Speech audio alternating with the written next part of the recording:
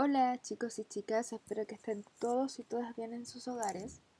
Ya, un abrazo y mucho ánimo les mando. Este video da punto final a todo lo relacionado a la unidad número 2, llamada canon cultural, perdón, llamada antigüedad y canon cultural clásico. ¿Ya? En esta ocasión vamos a hablar sobre las características generales de Roma, ¿ya? Como les dije hace un rato, este es el video final de la unidad número 2, ¿ok? Y la terminamos con Roma. A ver, acá tenemos una fotografía de una leyenda romana que tiene relación con el inicio o la fundación de Roma. Es la leyenda de Rómulo y Remo.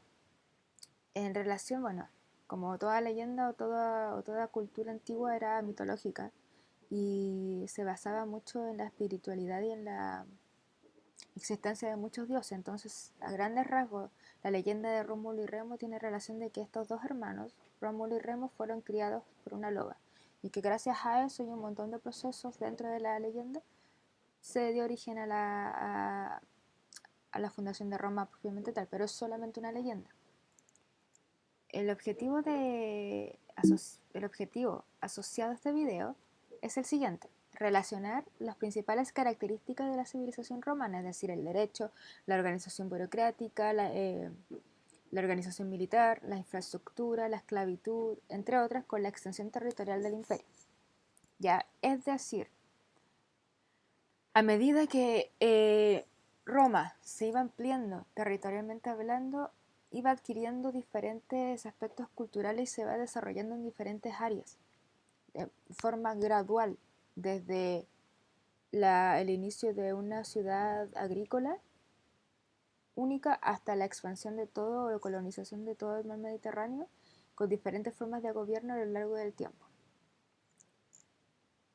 A ver, para situarnos un poco en el tiempo, valga la redundancia, acá tenemos una línea de tiempo, ya, con tres periodos: monarquía, república e imperio, denominada etapas históricas de Roma, ya. Si nos damos cuenta, las etapas históricas de Roma son tres, comenzando el año 753 a.C. y terminando el año 476 después de Cristo, ¿ya? Es decir, la cultura romana ha sido una de las pocas culturas antiguas que sobrevivió hasta la llegada de la religión católica, que marca el inicio de una nueva era, ¿ya? Entonces, la monarquía, que inicia entre el año 753 a.C. y termina en el año 510 a.C., inicia con la fundación de Roma y termina con la expulsión de los etruscos, que vamos a hablar más adelante de ellos a grandes rasgos, con la expulsión del último rey etrusco de Roma, a manos de los romanos, ¿ya? La otra etapa de Roma se llama República. Acá comienza el año 510 a.C. y termina el año 27 a.C. Y acá, como parte final de esta etapa, asciende al poder el emperador Octavio Augusto, dando inicio al Imperio Romano en el año 27 a.C.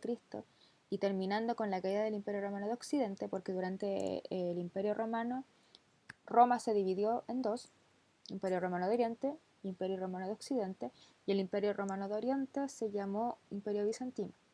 Ya esa etapa de Roma es mucho más larga de explicar, por lo tanto voy a hacer un video netamente explicando el Imperio Romano y la división, por qué el Imperio Romano se dividió en su última etapa. ¿Ya?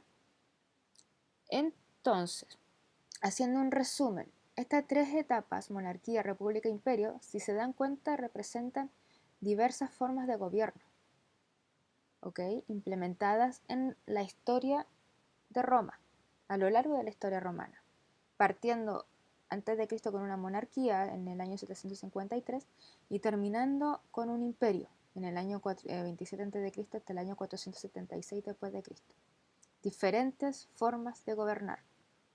¿ya? Y esto tiene relación con el aspecto cultural de Roma, que tiene relación también con la expansión territorial romana. Y hablando un poco de la expansión romana por el mar Mediterráneo. A ver, acá vemos la península itálica y con diferentes colores vemos también los principales pueblos o algunos pueblos de la época que se ubicaron en lo que hoy es Italia. Porque esta bota, porque parece una bota, ¿verdad?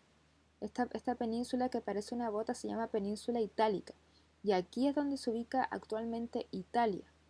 Pero antiguamente, en esta parte, estaban siendo ocupadas por diferentes pueblos, como los pueblos celtas, los etruscos, ya los itálicos, acá abajo, los latinos o romanos, acá, ya, que se ubicaron cerca de las orillas. También tenemos a los griegos. ¿Se acuerdan cuando hablamos en el video anterior sobre la expansión griega por el mar Mediterráneo? Pues bien, los griegos también se ubicaron en parte de la península itálica, es decir, en parte del territorio romano. ¿Ya? Todos estos pueblos emergieron, emergieron y se empezaron a crear intercambios culturales que a largo plazo dieron origen a Roma como ciudad, como civilización. Y acá los etruscos van a jugar un importante papel en la historia de la fundación romana. ¿Okay? La expansión romana comienza en el siglo IV y termina en el siglo I antes de Cristo. Y fue por etapas, ¿ya? La primera etapa, en color rojo bien marcado, fue los dominios de Roma, o se consideran los dominios romanos, después de la Segunda Guerra Púnica en el año 210 a.C. Para contextualizar, las guerras púnicas fueron tres. Fueron enfrentamientos o guerras entre dos civilizaciones bastante importantes del mar Mediterráneo antiguo, como fue la civilización romana y la civilización de Cartago. La civilización de Cartago se ubicó al norte de África y fueron colonizadas por los fenicios. Los fenicios migrantes habían dado origen a la cultura de Cartago. ¿Ya? Actualmente Cartago es Túnez, la ciudad de Túnez, país de Túnez. La segunda oleada de conquista o expansión de los romanos por el mar Mediterráneo en color naranja, fue en el siglo II a.C. Si se dan cuenta, tenemos parte de España, parte de Francia, los Países Bajos, etcétera, donde dice la Galia. Tenemos parte importante, o sea, parte pequeña de África. Tenemos la Asia Menor, cerca de las costas del Mar Negro, etcétera. La tercera oleada de conquista del Imperio Romano se llevó a cabo en el siglo I a.C. y es en color amarillito bien claro, en donde Roma comenzó a tomar posesión ya de casi la totalidad del mar Mediterráneo. Es decir, la colonización y expansión romana por el mar Mediterráneo fue de menos a más, primero conquistando la península itálica y parte de las costas de la península ibérica y algunas islas del mar Mediterráneo. Posteriormente comenzó a ampliar su territorio por Europa, Asia y parte de África, y posteriormente ya empezó a colonizar en color amarillo ya la totalidad de los continentes que rodean al mar Mediterráneo. Todo esto comenzando en el siglo IV y terminando en el siglo I antes de Cristo. ¿Ya? Acá, bueno, como dice ahí, las conquistas fueron posibles gracias a la fuerza militar. ¿Por qué? Porque los soldados romanos, el ejército romano o la cultura romana en general eran bastante hábiles en la milicia. Eran disciplinados, tenían técnicas militares bastante avanzadas para la época, eran bastante rigurosos en el dominio de los territorios, etcétera, etcétera, etcétera. ¿Ya? Por eso la importancia del soldado romano en las conquistas, porque gracias a ellos, gracias a los soldados romanos, se pudo llevar a cabo la conquista total de la cuenca del mar Mediterráneo. A todo esto, una vez que colonizaron toda la cuenca del mar Mediterráneo, los romanos le pusieron Mare Nostrum, en latín, en la lengua propia de los romanos. Mare Nostrum significa mar nuestro, ¿ya? Para los romanos el mar Mediterráneo, una vez que fue colonizado todos los territorios alrededor de él, se llamó Mare Nostrum, es decir, mar nuestro. Y gracias a esa expansión romana se pudo ampliar o hubo un aumento del comercio marítimo, ¿ya? Como vemos en este mapa, ya vemos todos los territorios colonizados por Roma, que es prácticamente la totalidad de los territorios del mar Mediterráneo, y las rutas principales eran marítimas, tanto a nivel interior, en el mar Mediterráneo, como por el océano Atlántico, a las islas como Britania, etc., ¿ya? Y por el mar Negro también. Lo que comercializaban eran recursos naturales y mineros como los metales, el carbón, algunos alimentos, tejidos que ellos mismos elaboraban, caballos, y también intercambiaban esclavos, ¿ya?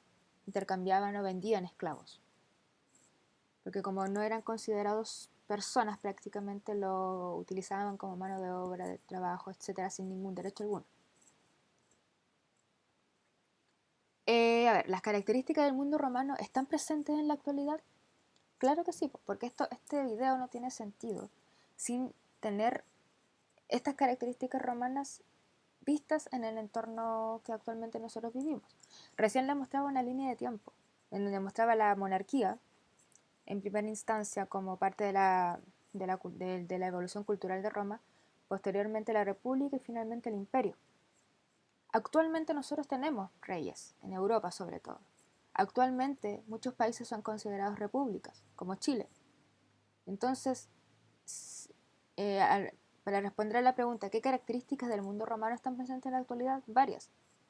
Y vamos a saber por qué. Acá hablamos de los etruscos. Por ejemplo, para hacerle recuerdo, en láminas anteriores les mencioné que los etruscos fueron uno de los pueblos que se ubicaron en la península itálica, ¿verdad? Y que también tuvieron gran influencia sobre las culturas itálicas, en este caso sobre la cultura romana, primitiva, que habrían dado origen a Roma, ¿ya? Y tal como sale en este esquema, tenemos las culturas itálicas primitivas que en su inicio, Roma, en su inicio era eso, una sociedad de agricultores y pastores solamente. Eran comunidades rurales, nada más que eso.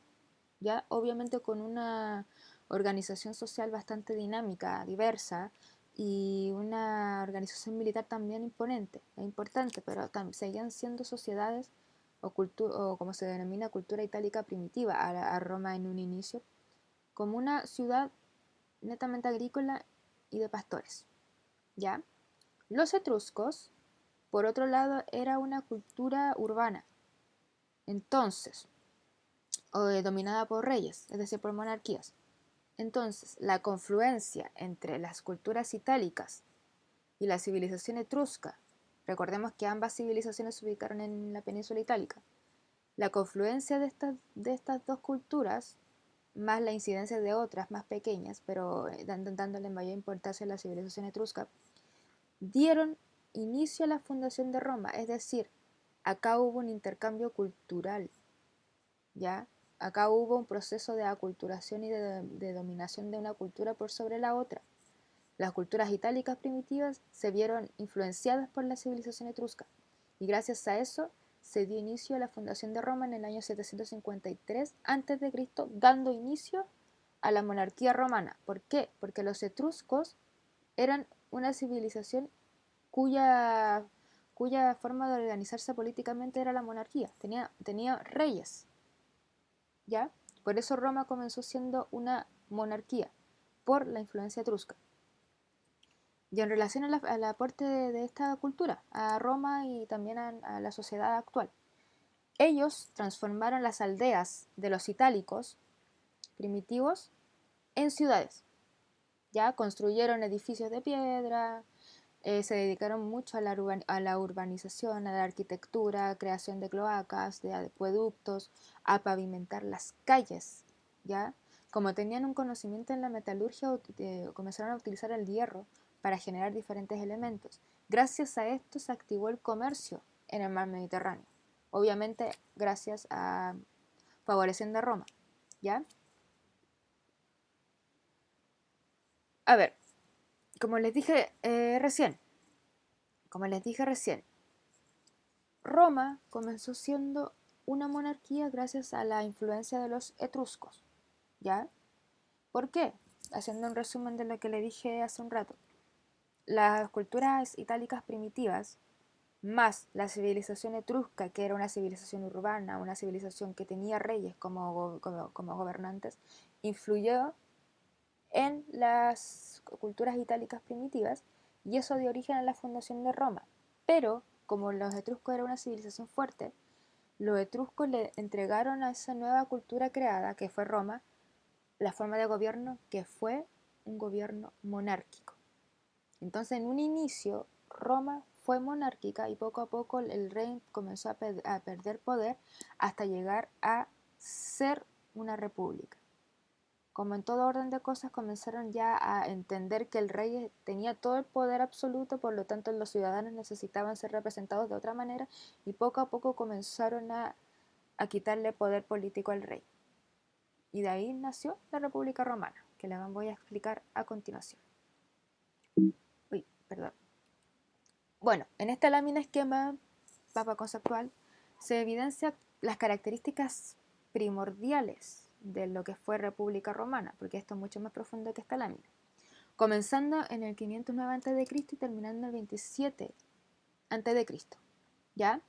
Acá existían, como en toda su civilización, grupos sociales. Por un lado estaban los más ricos, los que tenían tierras, los que tenían mayor poder adquisitivo, que eran considerados aristócratas, o como en Roma se les denominó patricios. Ya eran simplemente las familias aristocráticas y terratenientes, poseían las riquezas. Y por otro lado estaban los plebeyos, quienes eran los campesinos, los artesanos, los comerciantes, es decir, la clase trabajadora. Se podría decir que la clase media actual seríamos plebeyos, ¿ya? Los plebeyos en la República Romana debían pagar impuestos y debían formar parte del ejército, haciendo un paralelo a lo que actualmente es. Nosotros, los de la clase media, también debemos pagar impuestos, ¿ya? Estamos haciendo un poco de paralelo en lo que perdura actualmente gracias a Roma.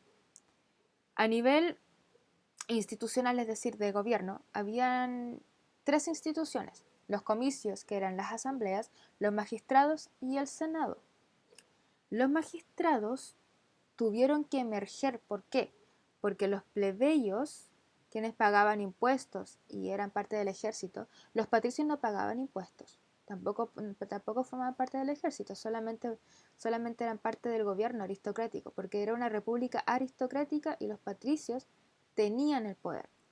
Y los plebeyos, que eran las personas que movilizaban la economía en Roma, tenían que pagar, tenían que cumplir con deberes, etc. Entonces ellos, los plebeyos, comenzaron a causar una lucha por la igualdad, la búsqueda por la igualdad.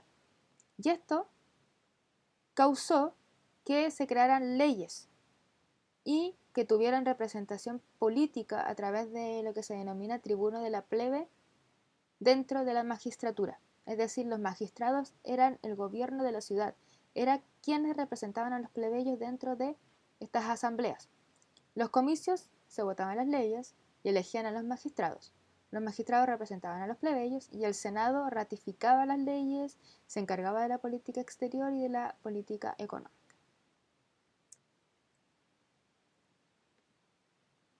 Ahora, después de esta república romana, todo comenzó a tambalearse nuevamente. ¿Ya? Comenzó a tambalearse y la República Romana terminó con el ascenso al poder de Octavio Augusto como primer emperador romano. Es decir, nuevamente el poder absoluto tomó posesión de Roma, convirtiendo a la Roma en un imperio, ¿ya? En un imperio romano, comenzando el año 27 a.C. y terminando el año 476 después de Cristo. Octavio Augusto, como dije recién, fue el primer emperador romano, quien tenía todos los poderes del Estado, obviamente. La palabra Augusto en lenguaje latín, que era el lenguaje de Roma,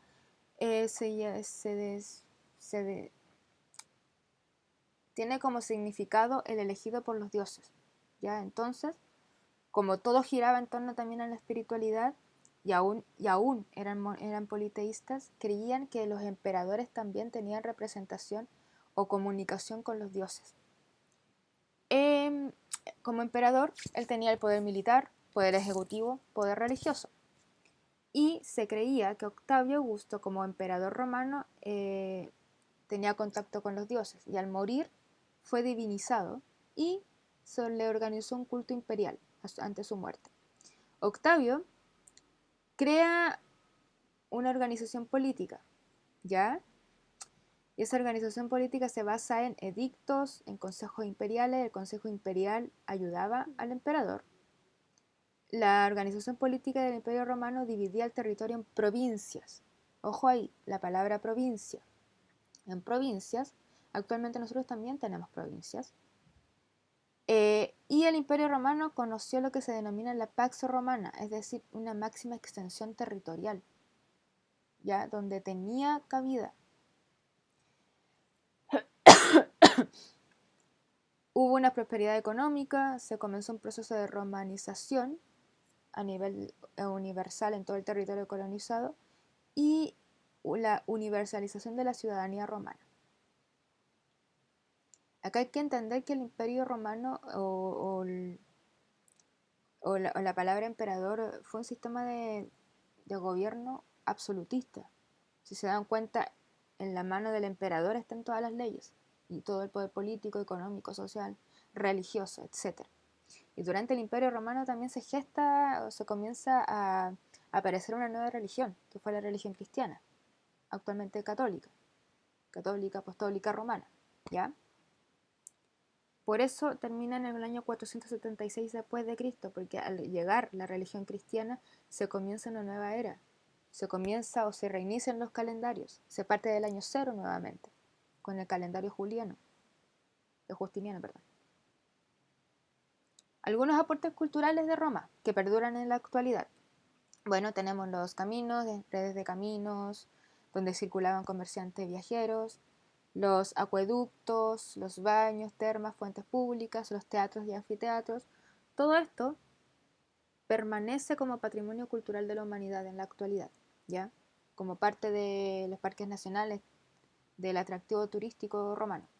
Si se dan cuenta, hay vestigios romanos desde África, España, Inglaterra y la ciudad italiana de Pompeya, ¿ya? Porque fue un gran imperio, abarcó todos esos territorios, tanto de Europa, Asia y África, la totalidad de los territorios cercanos al mar Mediterráneo, o el Mare Nostrum, como ellos se les menciona.